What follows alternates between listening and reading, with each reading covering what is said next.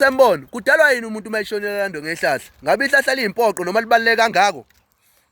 Ehle mngafowethu. Ya Dlokovu. Wabuza inkulumo noma wafaka umbuzo obaluleke kakhulu. Yabona mfowethu ihlahla. Ya. Liyenye into mfowethu. Ngoba phela kahle kahle umuntu kwehlomuka ngoba ephila nje kunenyama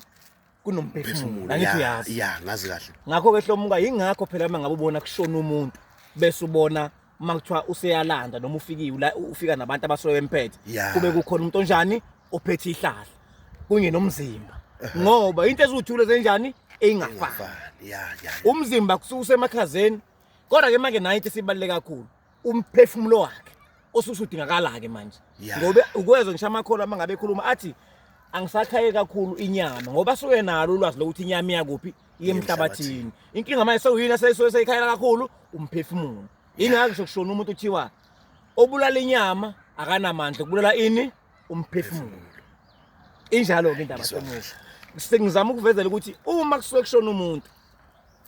kusuke kufanele ngehlomo kaqala into ebaluleke kakhulu la asuke kade edlule khona noma eshone khona acimele khona hlomo noma athwele khona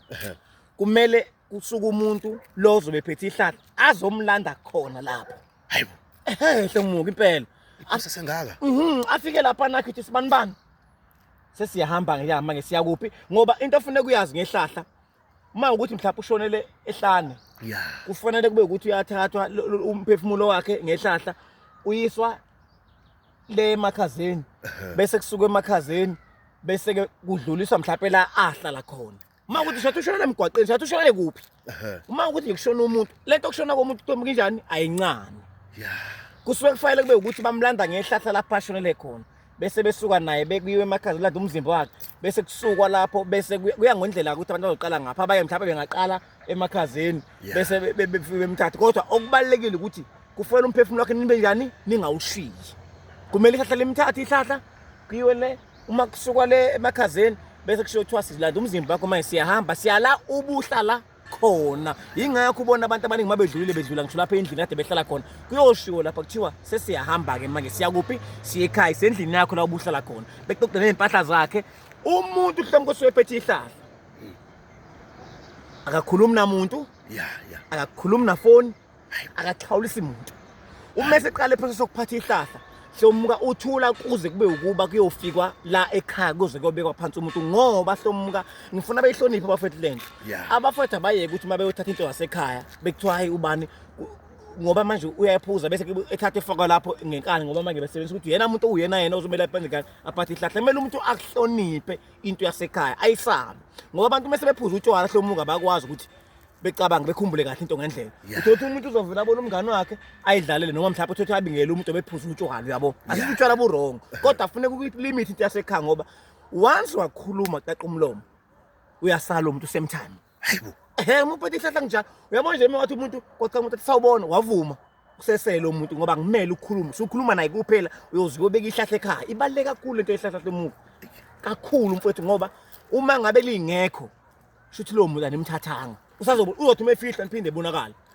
kuthi kade simbona ubani because kuhambe kofihla inyama yakhe wahlukaniswa yena nomphefumulo wakhe laba beqimfula uma ngabe hlomuka